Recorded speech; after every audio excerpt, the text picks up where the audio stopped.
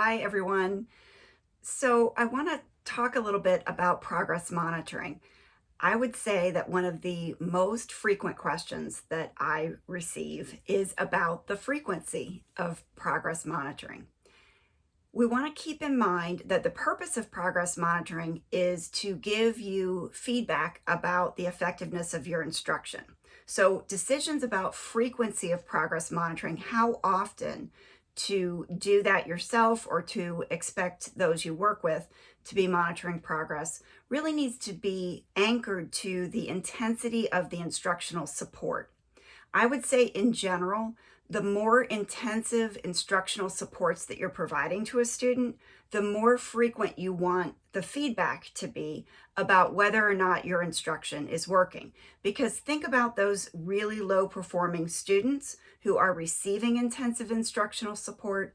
Those are the ones who you need to know very quickly if what you're doing is working or if you need to make a change. So we want to avoid decisions about progress monitoring being compliance activities. What I see very often, unfortunately, is a mandate about frequency of progress monitoring that's anchored to screening data. And instead, we want to make sure that progress monitoring is triggered by instruction. So there's a sequence here. We screen students. The very next thing that should happen should be the instruction. And then the third step in the sequence is progress monitoring to give you feedback about the effectiveness of that instruction. What I often see instead is screening that then triggers or mandates progress monitoring.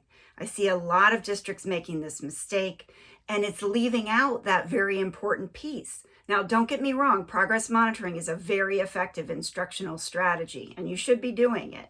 But you shouldn't do it in the absence of that middle step, which is instruction. So screen students, identify students who are at risk, provide the instructional support as your next step.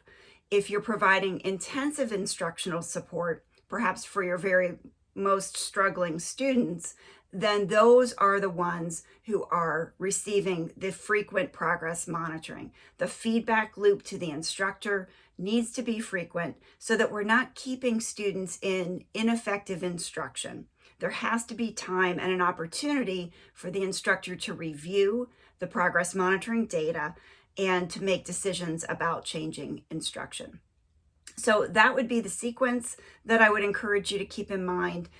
Those would be some suggestions about progress monitoring so that you're collecting enough dots on the graph, so to speak, to make a decision very quickly for those most struggling students. If you would like some additional information about progress monitoring, I've posted a document with some frequently asked questions on my download page, and you can link to it from the link in the comments.